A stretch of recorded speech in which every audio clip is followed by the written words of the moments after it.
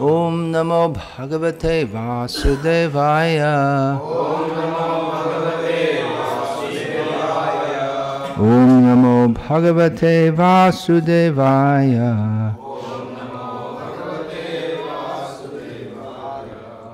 I'll speak on Sri Visnu-sahasranama, name 455. Gyanam-uttamam. Om Gyanatimirandhasya Gyananjana Shalakaya Chakshurinmilitam Yena Tasmai Shri Gurave Namaha. Nama Shreshtham Manamapi Shachiputram Atra Swarupam Rupam Tasyagrajamurupuring Maturim Goshtavatim Radha Kundam Girivaramaho Radhika Madhavasham Prapto Yasya Pratita Kripaya Sri Gurum Tam Natosmi.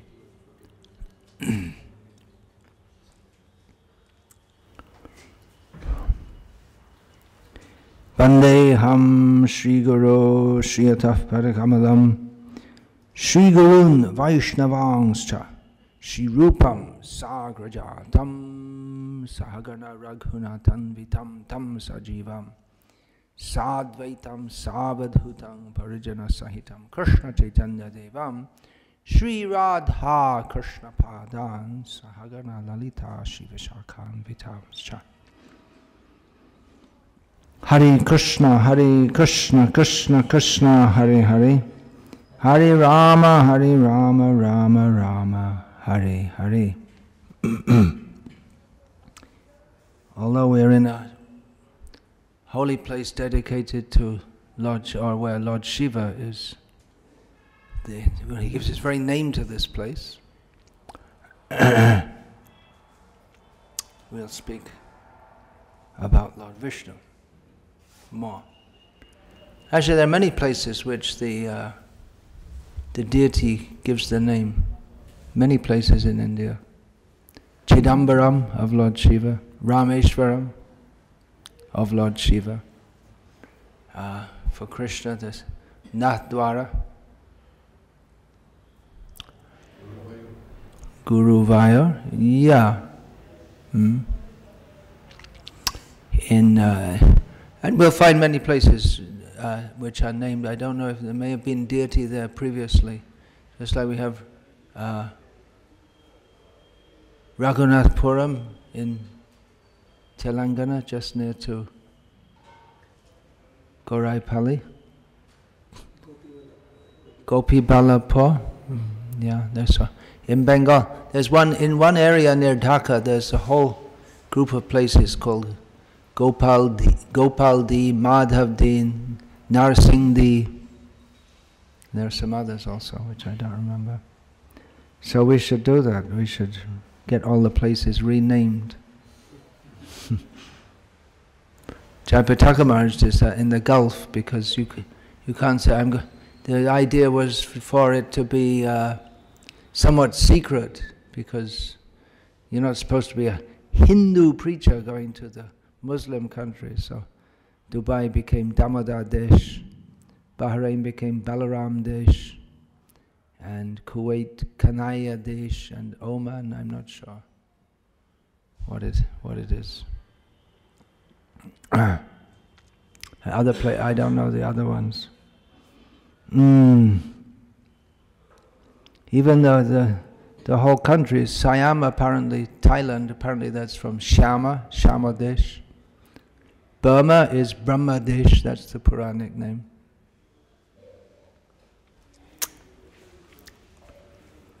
So anyway, we're here speaking about Krishna. Oh, even Bombay, by the way, Mumba Devi, a local manifestation of Durga.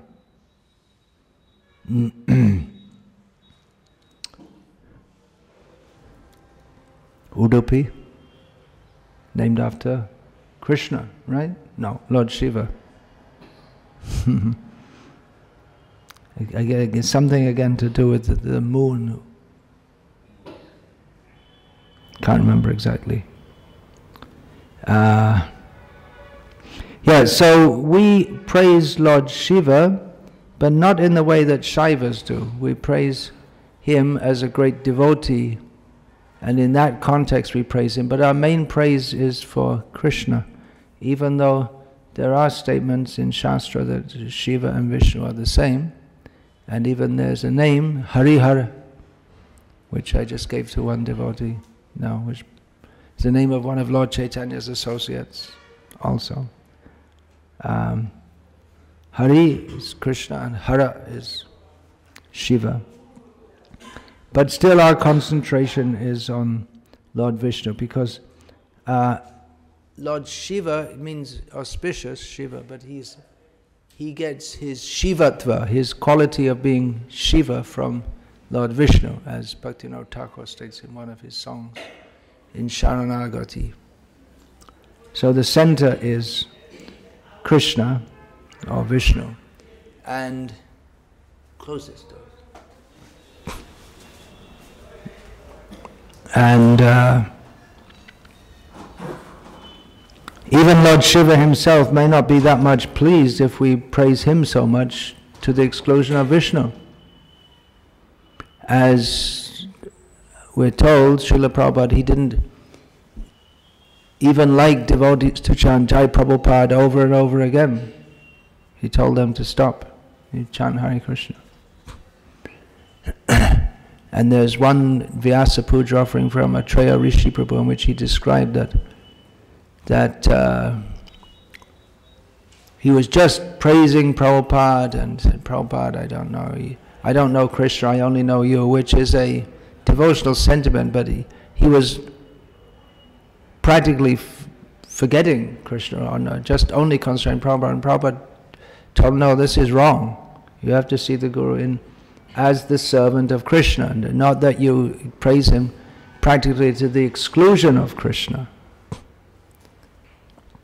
So that's important to understand, although the Guru is to be praised, but in context, in relationship to Krishna, always understanding that Krishna is the center.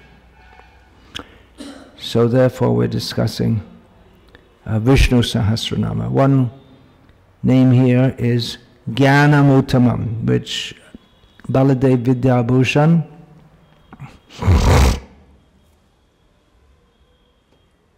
gives the meaning. It's clear, easy to understand, the supreme object of knowledge, or he is the highest knowledge. Knowledge is a facet of consciousness. Consciousness can almost be described as non-different from knowledge, if we give a very broad definition to the term knowledge, consciousness, awareness. That means you know something. Of course, you may be aware of something and not really know it very well. You may be illusioned also.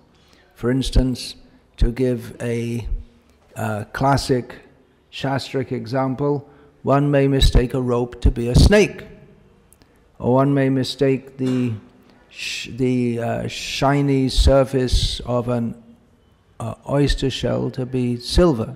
So you may see it, but you don't really know it properly.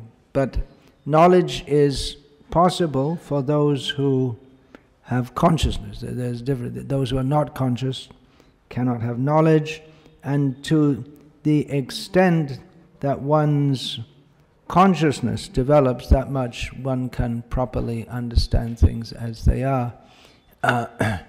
That understanding is inherent in the idea that, well, Hare Krishna, if we just educate everyone, then society will become much better. People will become very cultured if everyone is educated, because that idea came up in the Western world, maybe in the late 19th century or whatever. Let's start educating everyone, and then all these vulgar, low-class people, they'll become very well behaved, because the people who were educated at that time were the upper-class people, and they were considered to be gentlemen and gentle women.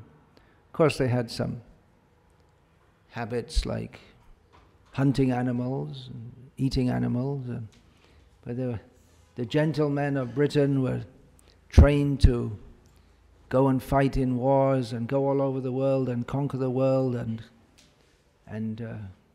put those dark-skinned people in order to civilize them with the knowledge that they have. So this was considered.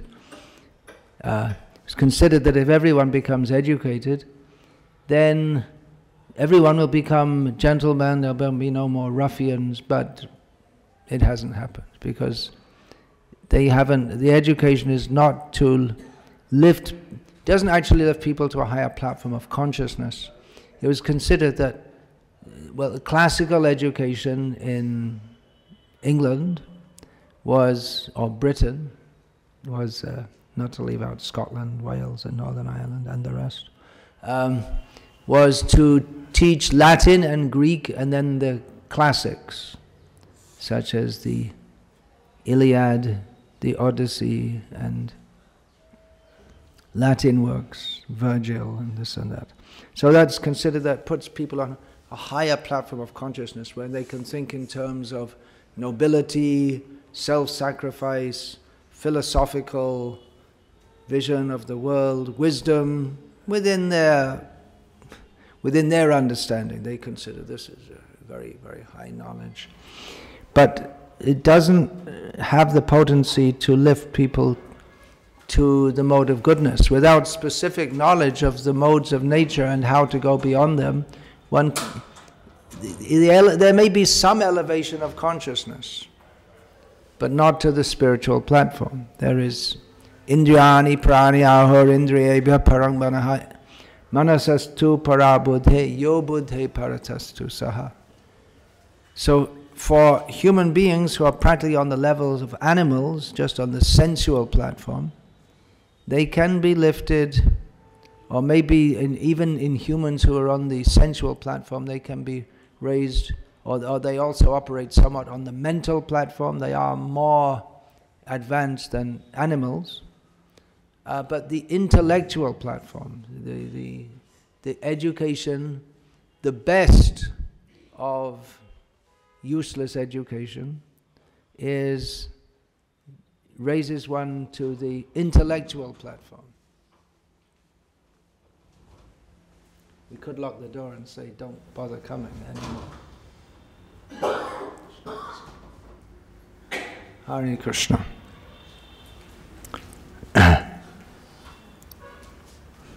But that is, the intellectual platform doesn't actually purify one. There should be knowledge of the three modes of material nature and beyond. Srila Prabhupada, as we well know, often said that education is meant primarily for character development. Otherwise, one can be well educated, but that education is without actual purification of heart, then that education is compared to a gem on the hood of a snake, which looks very attractive, but the snake is just as dangerous, maybe more dangerous, because you become attracted to that gem and I think it's something, oh, it's got a good gem on its hood, so it must be a very good snake. But it's more dangerous.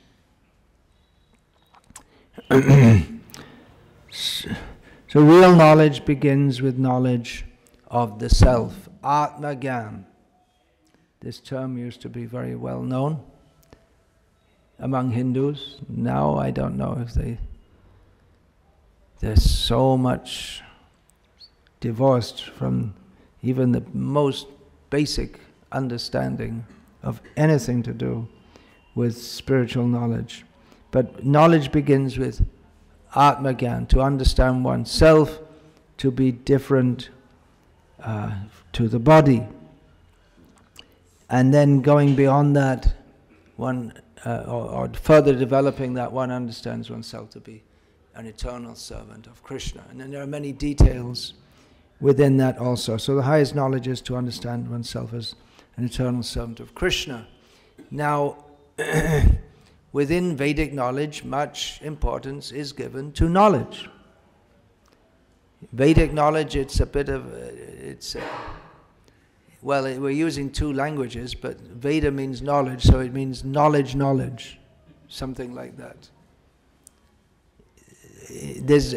All we have to say really is Veda or Vidya, but because other things are also considered to be knowledge, therefore we say Vedic knowledge. Otherwise there is Western university knowledge and knowledge derived from reading the patterns in tea leaves. You know about that? That's one method of divination. Some people look in crystal balls, and then there's one method of finding out what's going on. You pour out the tea leaves and you can read the pattern in the tea leaves. That's supposed to be one way of mystic divination. So there are various kinds of knowledge, but Vedic knowledge is actual knowledge, and much importance is given to that in Vedic college. Nahi jnanena sadrisham pavitrameha vidyate. Krishna says in Bhagavad Gita that in this world there is nothing as pure as knowledge. And there is a class of transcendentalists who are called Jnani, because they give much importance to knowledge, with the idea that by acquiring knowledge of the self, they can become liberated. Supreme knowledge is beyond the impersonal conception of the Jnanis. They think that knowledge means to understand, I am Atma, Aham Brahmasmi, and that's it. And because in the Vedas it says that Brahma is supreme, and also the Jiva is Brahma, so they say, okay, so Jiva, if A plus B equals C, and A plus D equals C, then B must be equal to D. Simple logic to understand. However, linguistically, that doesn't always work. For instance, in Sanskrit, vasa can mean residence. It can also mean smell. And there are many words which have the same word has actually completely different meanings. Just like, for instance, the word junket. Do you know what junket means? Anyone knows what junket means?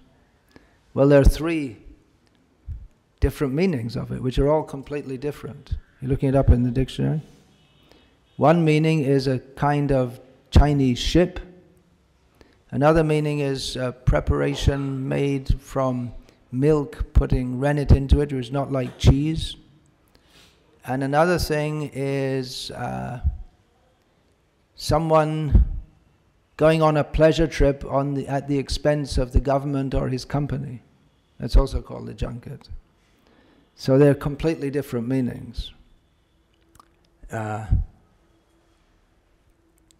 Brahma as the individual soul and as the supreme soul, they may say, well, both souls. So there can be one word which has the same meaning, but which is also nuanced, just like you say, this is a man.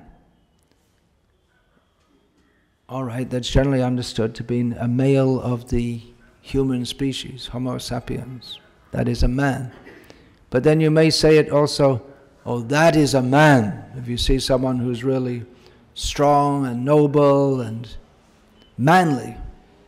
So there can be some nuanced meanings also. But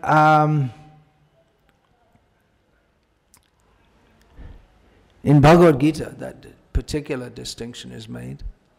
Krishna is Param Brahma, which means there is Brahma, which is he's Brahma, but he's in a different category. And to say that all the jivas are God because Aham Brahmasmi, I am Brahma, and Brahma is the supreme.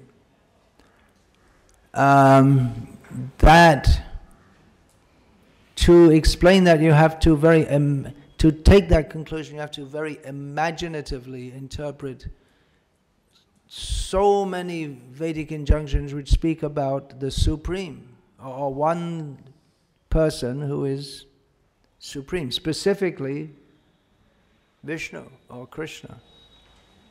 And you have to deny so many statements which specifically establish Krishna as the Supreme Lord. So, just like to say, well, I am human, and just trying to think. Pranab Mukherjee is also human. But that doesn't mean they're on the same level. Of course, this is a mundane example. But it's not that anyway, there are so many arguments against impersonalism. It's not that everyone's equal.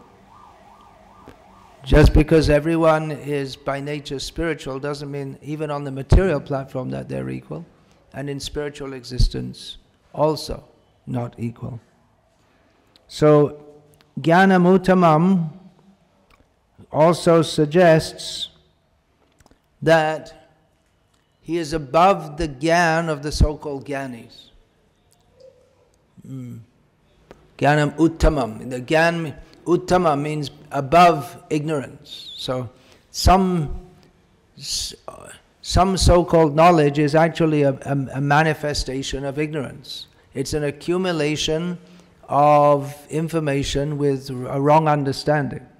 Jaro Bidya Jato Mayar Bhaibhav Tomar Bhajane Badha, as Bhakti Thakur has said, that materialistic knowledge is, and it's a manifestation of the might of the illusory energy, and it simply makes the jiva into an ass. That's the to call someone an ass in, at least, in Vedic culture and in Western culture, all over the world, to call someone an ass is an insult, because an ass is a stupid animal.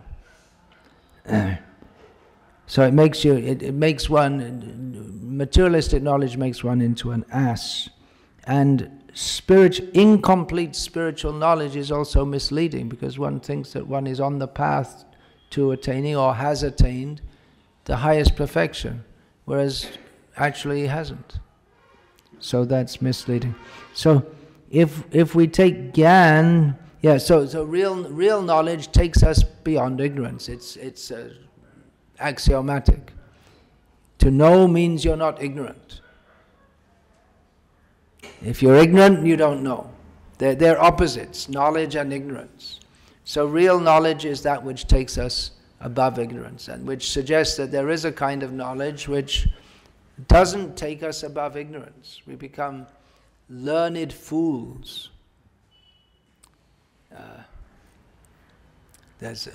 If I'd have prepared for this class more, I could have found that quote from, I think it was Pope, a great satirist of English. He talks about learned fools with big blocks of lumber in their head. Lumber means big heavy logs of wood, carrying around big heavy logs. Same thing, the ass, Bhakti-vinod Thakur says, suggests that you're carrying around so much useless information, which is simply a burden on your consciousness.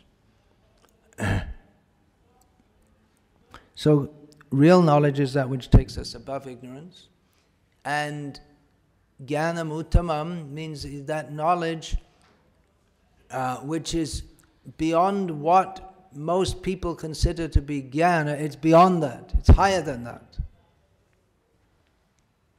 Jnana also means that the knowledge means something specific, whereas the impersonalists, they think that knowledge leads to a state of non-specificity, if there is such a word. Non-specificness.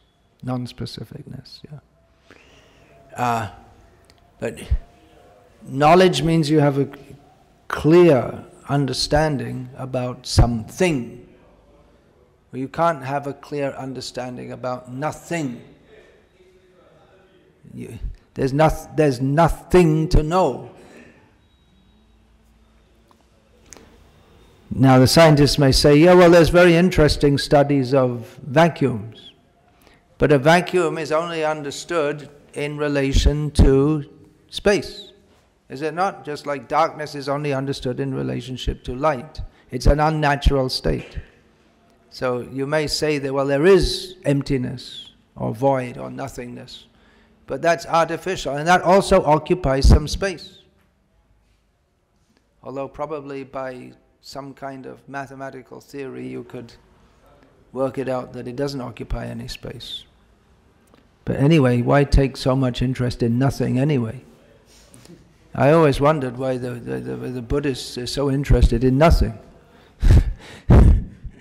Why they're interested in nothing? Well, the reason is because they find everything in this world to be of no value. And so they say nothing is better than something. Or they say actually correctly, that there's nothing in it. In the whole world there's nothing. There's nothing of any value. But that doesn't mean there is no thing of any value. Krishna. They missed Krishna. They went enthusiastically trying to get away from the nothingness and the emptiness, but they started off on the wrong track and they ended up further away. As the great sage Stephen Covey says, that start with the goal in, what is it? Start with the end in mind. Yeah, okay. Thank you for arriving and giving us the proper shastric evidence. Start with the end in mind. So, first of all, we should know where we're going. Actually, the Gyanis, on their impersonal quest, they don't really know where they're going. They're supposed to be seeking the truth. And they're seeking and seeking. That means they don't even know what it is. They're always looking for it. They don't even know what it is. And the neti-neti, it's not this, it's not that, it's not this, it's not that, it's not, well, it must be just nothing. They come to the conclusion. And then one of them, Bahunam Janmanamante Gyanavam Mam Prapadyate Vasudeva Sarvamiti Samahatma Sudurlabha. One of them may just, by the grace of a pure devotee, finally, after many births, understand it's Krishna.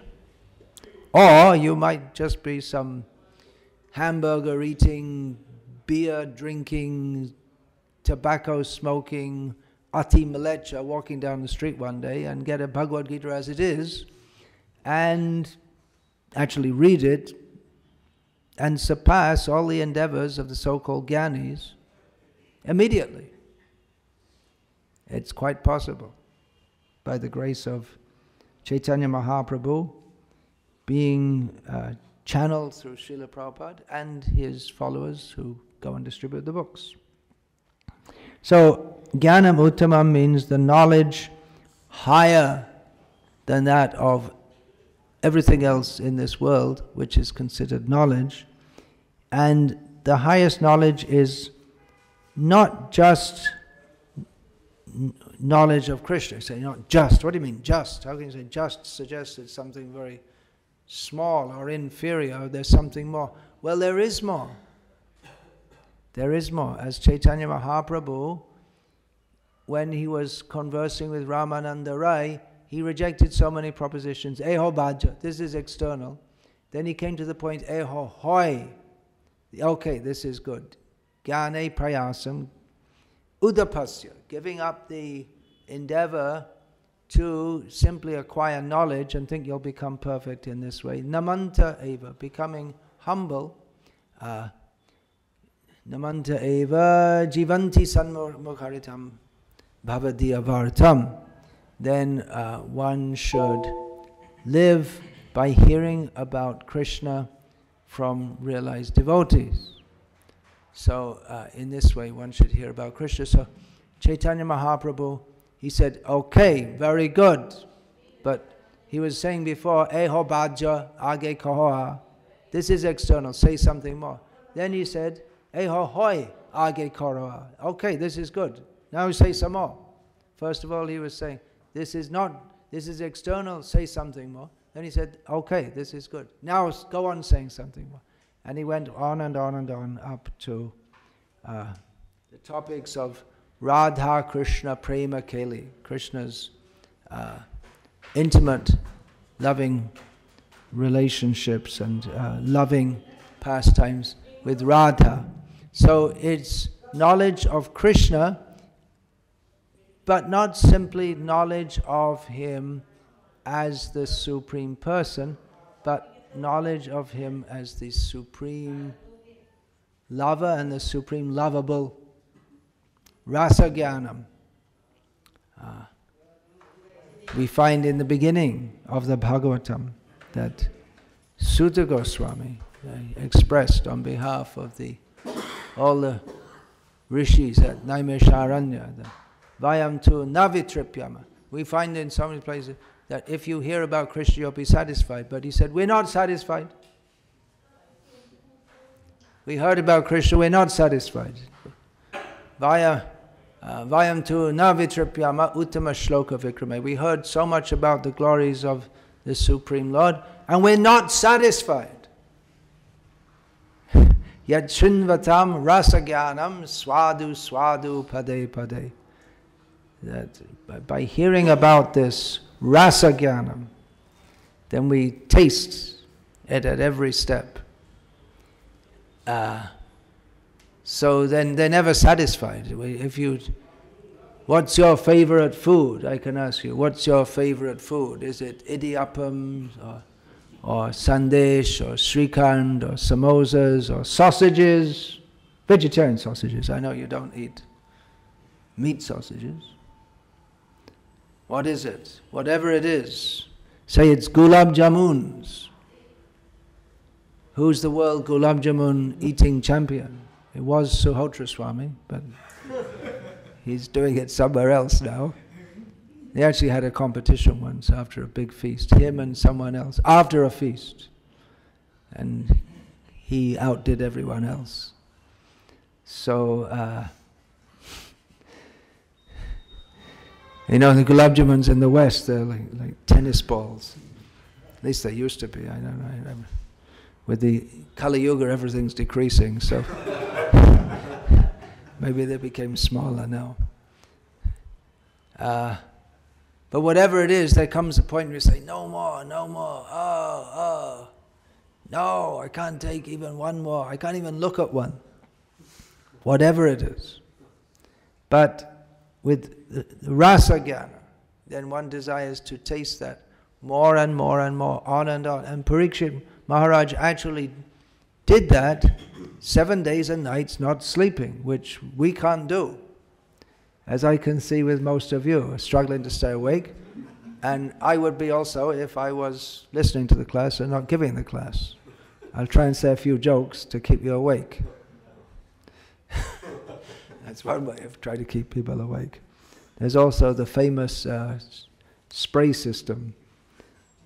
There's I think Suhotra Swami also introduced that. He's expert at hitting people from 20 meters away with the water spray.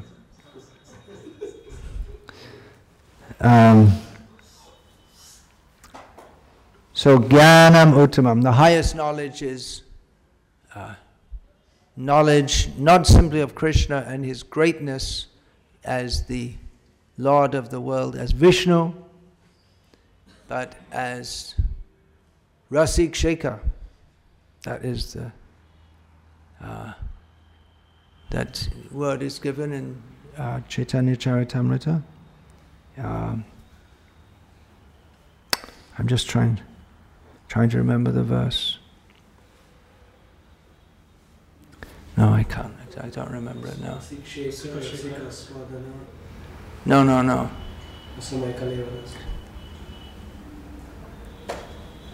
Advitiya Nandatmaja Rasika Shika. What's the first line? Advitiya. Swayam Bhagavan Krishna Ekaleshwa Aditya Nandatmaja Rasika Sheka. So we find that Swayam Bhagavan Krishna, he's the supreme personality of Godhead. Ekaleshwa, he's the only controller, actual controller. Advitiya. There's no one equal to him. So these are all terms praising him in terms of his majesty. But then he's Nandatmaja, the son of Nanda Maharaj, and Rasikasheka. He's the prime or the best relisher of everything that's worth relishing. So we find in that verse, he's very great, but he's this also. So both things are present in him. So the highest knowledge is not simply to know him as Swayam Bhagavan. Actually, the Bhagavatam, Jiva Goswami has pointed out that the Paribhasha Sutra, or the definitive statement by which we are to understand the Srimad Bhagavatam, is that Krishna is the Supreme Personality of Godhead. Ete Changsa Kalapusa. Krishna's tu Bhagavan Swayam. Krishna, specifically Krishna. Why so is specifically analyzed by Rupa Goswami, where he gives all the qualities that the jivas may have. Then Shiva has more, Narayan has more, but Krishna has 4 qualities which even Narayan doesn't have, which shows that he is the Supreme Lord. And so many, he has his Prema Madhuri, his loving affairs with his devotees. Rupa Madhuri, his form is so attractive that it attracts even Narayana. Then Venu Madhuri, his flute is very sweet. Venu Madhura. And what's the other one? Lila Madhuri, his pastimes are very sweet. So Krishna is established as the Supreme. When you get to the level of the Supreme Personality of Godhead, and his innumerable universes emanate from his body, and what are you going to describe more? What goes beyond that? And then you go, he plays a flute. Wait a minute, humans can play flutes also. So what's then we have to see the descriptions of playing his flute and Anantadev holding up the universe. He starts to tremble and the whole universe trembles, and Brahma becomes astonished and his head is whirled around. It's not some ordinary flute player. And there are so many descriptions of his form which is so beautiful that it attracts even Narayana.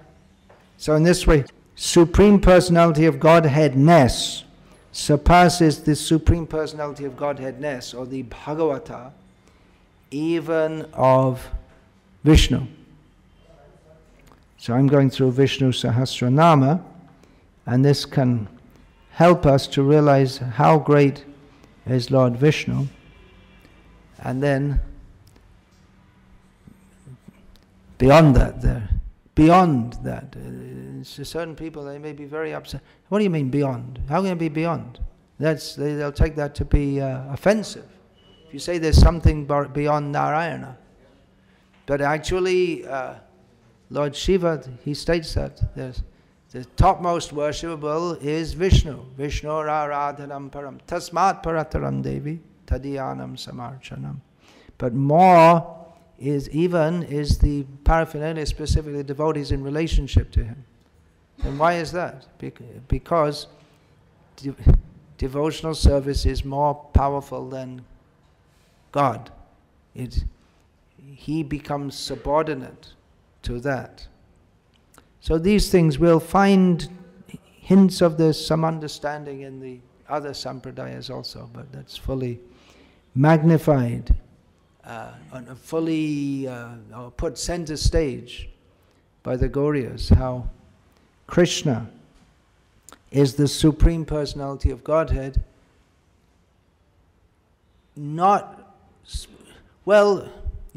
because he's the cause of all causes, Ishvara Parama Krishna Satchidananda Vigraha Anadir Adir Govinda Sarva Karna Karna. He's the Supreme Personality of Godhead, and then innumerable universes emanate from him. The sun rotates on his order. In Brahma Samhita, the Brahma's prayers, there are so many points pointing out his supremacy, but there are also indications of his very sweet Vrindavan Leela, beginning with Chintamani Prakara Sadma Sukalpa, with his innumerable cows. Then there's Ananda Chinmaya, Yang Shama Sundaram Achinta Guna Swarupam. There's that one verse which comes up twice, which I'm also tired, that's my excuse. That Ananda Chinmaya Rasa Mataya Manasu, the other one, which is not quoted so much. Yat Praninam Pratipalan Smaratamapati. Lilayatena Bhuvanani Jayat Jajasram Govindamadi Purusham Tamaham Bhajami. He dominates the universes by his sweet leelas. That's the real thing. So Gyanam-uttamam, he is knowledge. He is the topmost knowledge is not simply to know that I am spiritual, not even, and most of the commentators on Visnu-sahasranama, they wouldn't take it this way. The topmost knowledge is Narayana, but even look beyond. Look a little higher. Just keep looking a little higher. And when there comes a point where you can't go there's no further to go, then we realize that my position is like a blade of grass, less than a blade of grass. But still, Krishna wants us to serve him, so we should do so, despite lacking any qualification. But Krishna wants us to serve him. I'm less than a blade of grass. And Chaitanya Mahaprabhu specifically taught us that we should conceive ourselves as less than a blade of grass. But Krishna wants us to serve him, that knowledge we get from Shastra. And if we do, then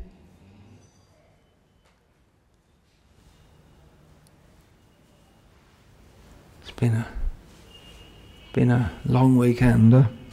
If we do, then Krishna considers the devotee more than himself and gives himself to the devotee. So this is another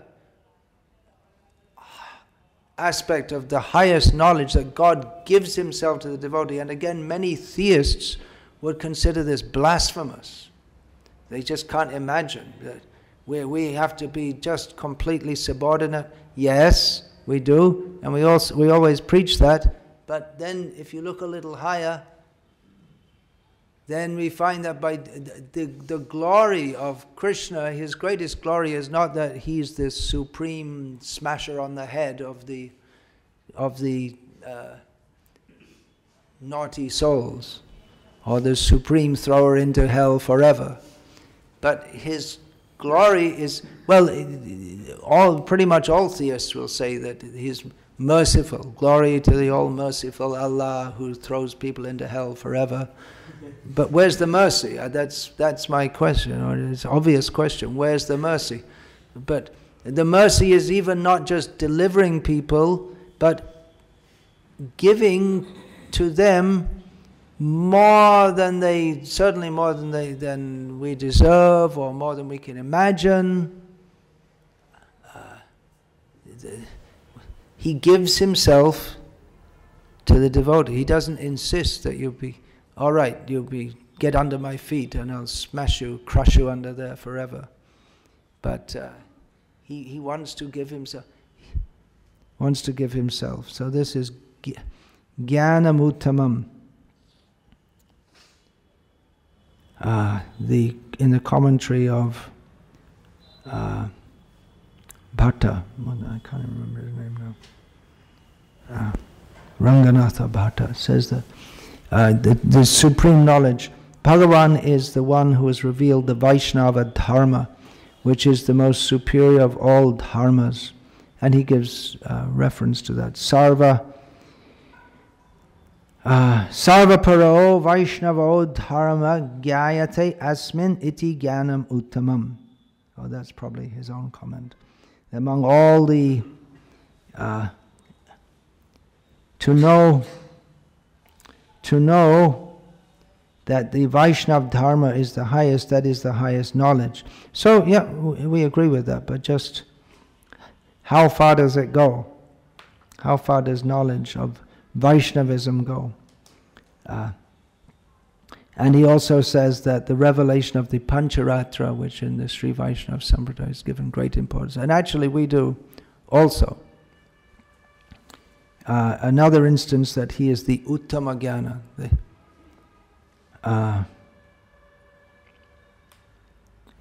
Then Shankara in his commentary says that he speaks of the supreme knowledge as being superior to all, birthless, continuous and permanent, unlimited by time and space, and the best means of achieving everything. In other words, that's Veda knowledge. It's eternally existing, transcendent to time and space, apaurushaya. It's always, Veda is knowledge which always exists, in one sense independent of everything. But in another sense, knowledge has to have some subject. So the subject is Krishna. Vedaischa sarverahameva vedyaha. There again, there is no knowledge of nothing.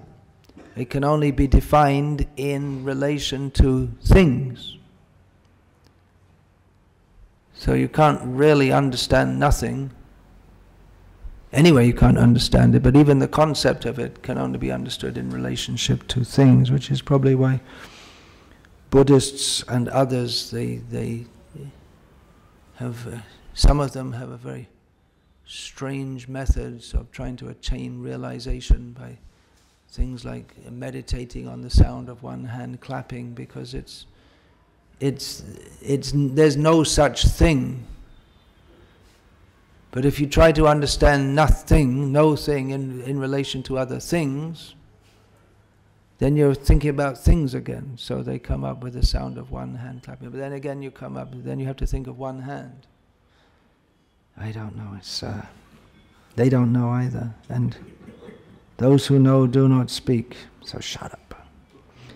So Shankara quotes, Satyam Jnanam Anantam Brahma. Favorite statements of the impersonalists. There's no reason why they shouldn't be favorite of Vaishnavas also. But somehow or other they interpret, because the specific name is not given there, they somehow interpret this to be impersonal. Brahma, the supreme, is truth, knowledge and infinitude. This is from Taittiriya Upanishad. That knowledge which is divine, beyond that of this world, which is the best. Also, the best knowledge is not only theoretical, but it's also practical. It's something useful. For instance, it is possible to get a PhD in, let's see, the social customs of the ancient Babylonian nobility. You could maybe do some research and write a PhD on this. It's of no practical use to anyone. You can't really apply that knowledge. Well, there is some kind of idea among scholarly people that knowledge for the sake of knowledge, we just keep on learning things and then it all helps to help us to know more and more things, but it's not really of much practical use. You could add it to the study of anthropology or whatever, even if you could piece things together. Not much practical help. Or even if one is taught the best knowledge, Krishna is supreme, but one is not taught the path to realize that and come close to Krishna, then that's incomplete. So the Vaishnava Dharma is that knowledge which gives us knowledge of the Supreme, our position, our relationship, also how to act in that relationship. That's the knowledge in and of itself is not valuable as much as the application of the knowledge. And again, if you get a degree in medicine and but you don't use it, yes, then it's what's the use? Of course, you can become a transcendental doctor. That's better, but if one sees, oh, someone is suffering from a disease, you know how to treat them, but you don't, and other people don't know, but you don't apply that knowledge, then what was the use of your studying? So, actually, knowledge is meant for application also. Simply to know is not fully helpful. Of course, that always in human society there is a class, intellectual class, who cultivate knowledge. But they're also supposed to advise others, but because cultivation of knowledge is itself so vast, and there are some who mostly concentrate on cultivating knowledge, and we'll find just like in Udupi and the area, the sannyasis themselves may not be as knowledgeable as the householder pandits, who the pandits, they only had to study, but the sannyasis, they may also be organizing the mat and going here and there, giving lectures. Traveling and preaching and studying, they don't go together so well. Also, though some great acharyas did so, but just like we find Ramanuja and Madhva, they would travel and then they would stop in one place and write.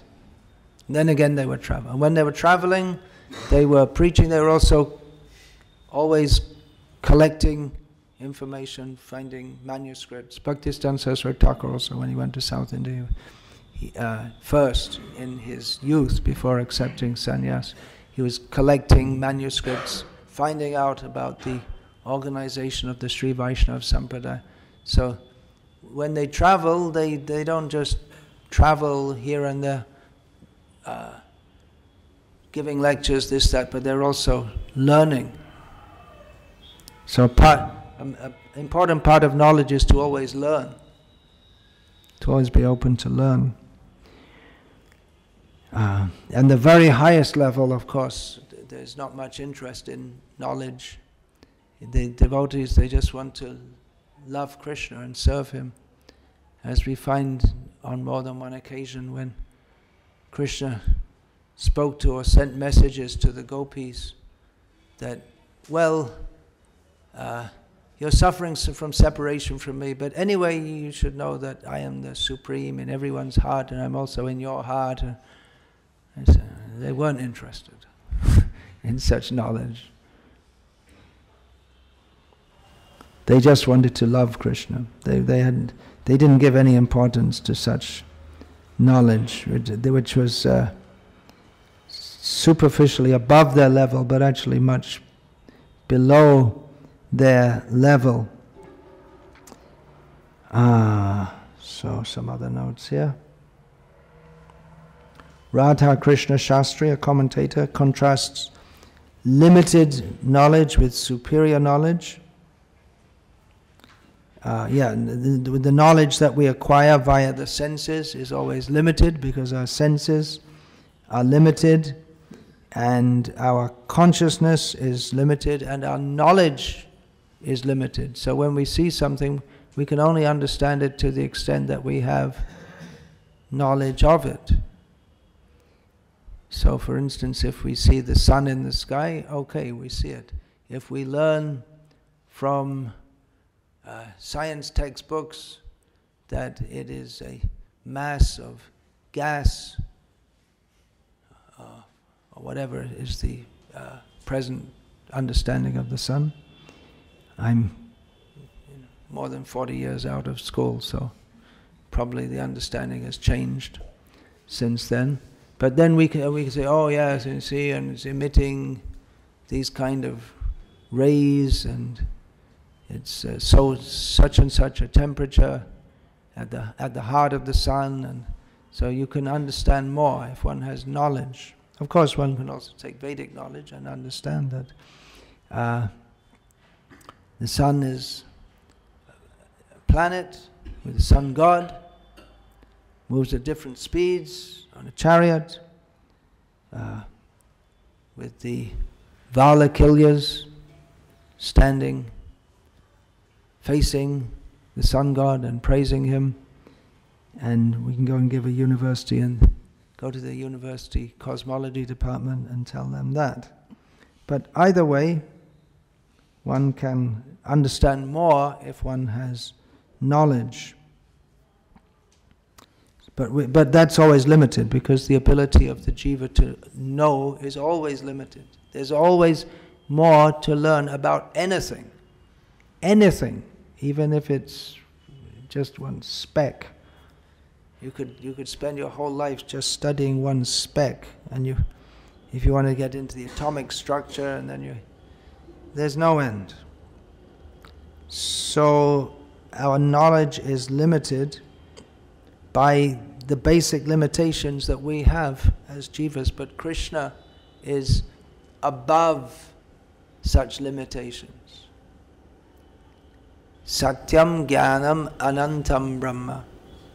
So his truth, knowledge, limitless. There are no limits on his knowledge. There are also limitations on that which is observed. So why bother to study? If we have entrance into understanding the unlimited, then why bother studying that which is limited, temporary, and the source of all distress?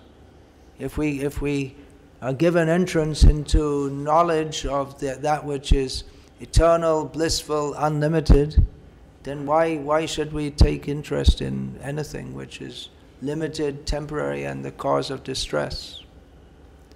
Therefore, one who has actually tasted the bliss of Srimad Bhagavatam, they're not interested. King va parai, what is the use of anything else? If we have this knowledge of Srimad Bhagavatam. So the knowledge of Bhagavan, the Uttama Jnana. We are by nature Sat Chit Ananda. Chit means consciousness, which I started out by saying consciousness and knowledge are almost synonymous. There's no consciousness without knowledge, and no knowledge without consciousness. So in our present conditioned condition, we are not full of knowledge, but we become full of knowledge. That quest for knowledge, to know, that's considered among humans, that is considered civilization, which distinguishes us from the animals. One major facet of that is the quest for knowledge, to have universities and study and know so many things, which is why modern man thinks that he's the most civilized and advanced man, because his knowledge, according to his own knowledge is more than at any other phase in history. And it's always increasing, therefore we're becoming more and more advanced and civilized, but there'll never come an end to it. They solve one problem in science, they didn't understand this, okay, now we solved it. Then they investigate some more and they find there's some problem with that also. And then they do some more investigation and they find some problem, and it'll go on forever. There's no end. There'll never come a point where you can know everything, even though that Stephen Hawking, he ended his book, what's that, A Brief History of Time? He ended the book by saying that if we could understand this, then we will know everything and we'll understand the mind of God, which led some people to think that maybe he's some kind of theist, and he made it clear that he's not at all a theist. And then someone else, Paul Davis, wrote a book called The Mind of God. But the idea is that, well, and the scientists are looking at this theory of everything, which explains everything. But it wouldn't explain, for instance, why you're so interested to know everything. Why? Why? So, how did a bunch of chemicals even have the capacity to know anything? And what is it that impels them to do anything? This whole evolutionary theory, the struggle for existence, but chemicals don't struggle for existence. What is it? Where did that come in the interaction of various chemicals? Where did it come that certain chemical combinations desire to survive, even though they're not going to survive? Anyway, even though they're going to die. So this quest for knowledge is fully satisfied in Krishna. Then you become satisfied. There are so many verses in this regard, which I can't remember any right now. Vasudeva Param Gyanam, that's a very good one, yeah. He is the highest knowledge. And there are so many verses in Bhagavatam. I was seeking, and now I found you, I'm fully satisfied. Not exactly that, but a similar one. Bhavantamevanu charan nirantara prashanta nishesha manoratantara kadaha maikantika nitya kinkara praharshi yashami sanata jivita. Expression of great relief. Now I'm fully satisfied. I was always just floating on the platform of the mind. Well, actually it's not, it says in the form of when will I come to that level? But obviously from stating like this, he's already on that level. When will that time come that I will identify myself as your servant? Bhavantameva anuchara. The idea of following behind obediently as a servant. Knowing myself to be your eternal servant, then I'll be fully satisfied beyond the platform of the mind.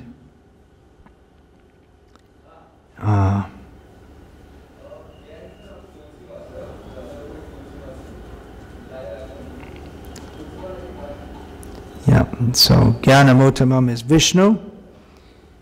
That's one of the names in Visnu-sahasranama.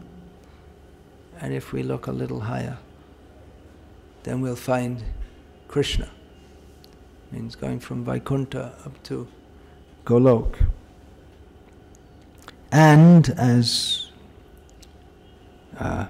this look a little higher, I'm quoting actually from one statement, Sridhar Maharaj, Bhakti Raksha Sridhar Maharaj said that if you just looking a little higher, you'll see there is Radha. There's all this talk, prema, rasa, jnanam, all these things. But that is meaningfulized, infused with meaning by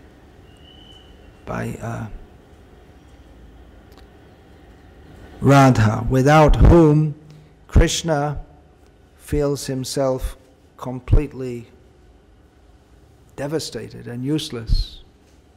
And there's no bliss, there's no ras, lila, there's nothing without her. That's so.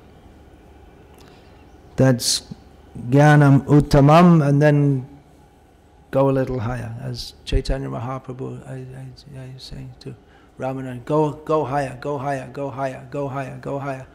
And at one point Ramananda said, well, I never met anyone who asked me to go higher than this. You're the first one I met who's just going up, up, up, up, up, up. And then Chaitanya Mahaprabhu, he at one point started asking different questions. And then, what's the best subject of hearing? And what is the best this? And he answered all in terms of Radha Krishna. I began this Shravan Kirtan Kam quoting this. Shravan Madhe Kan Bishoy Shreshta Shravan Radha Krishna Prema Keli Karna Rasayam. What is the best subject for hearing? The loving pastimes between Radha and Krishna, which is tonic for the ears. So it's good to have classes, have some tonic for the ears at least once a day, as we have to hear so many other things during the course of the day. Hare Krishna. Yeah. There was that nice point from Srila Saraswati Thakur that desire of scientists to know everything is simply expression of their envy. The desire of the scientists to know everything is simply an expression of their envy. They just can't admit that only Lord can know everything. They can't admit that only He can know everything, and they have the ambition that they want to know more and more and more. In Wahhabi Islam, they have this idea.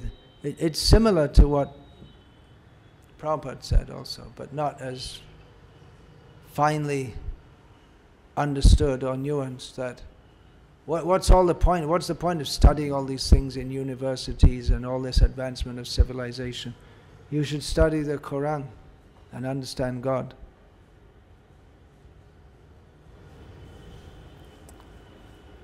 But in Vedic culture we have it, we also accept that, but then we also say that, well, in the Vedas there are also different branches of knowledge, and even though the study of God is the ultimate, we recognize there are people on different levels also. Because what you get, if you only emphasize the highest thing, then not everyone can reach to that, and everyone else is just left stranded. So Vedic culture, Varnashram culture, caters to everyone at their level and tries to bring them up. But if you say there's only one, actually there is only one thing of any real meaning, but if we only stress that and don't give any platform for anyone else on any other level, then they can't make any progress toward that level.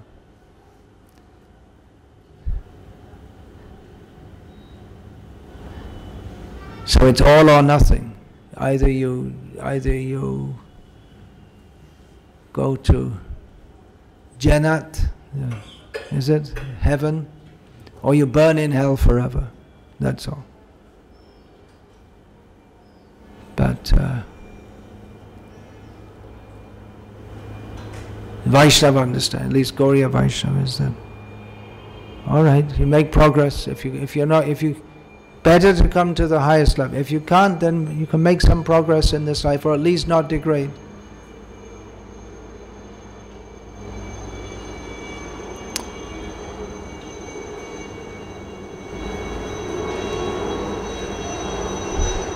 Vasudeva param jnanam, Vasudevang parang tapaha. All these jnana, tapa, sacrifices, everything. The ultimate aim is to please Vasudeva.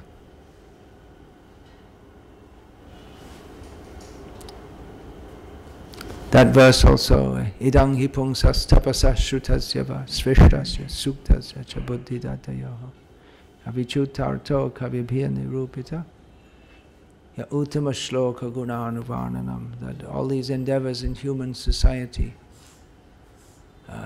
austerities, learning, following principles of varnashram dharma, worship, ultimately that is meant for understanding and glorifying Krishna, His qualities.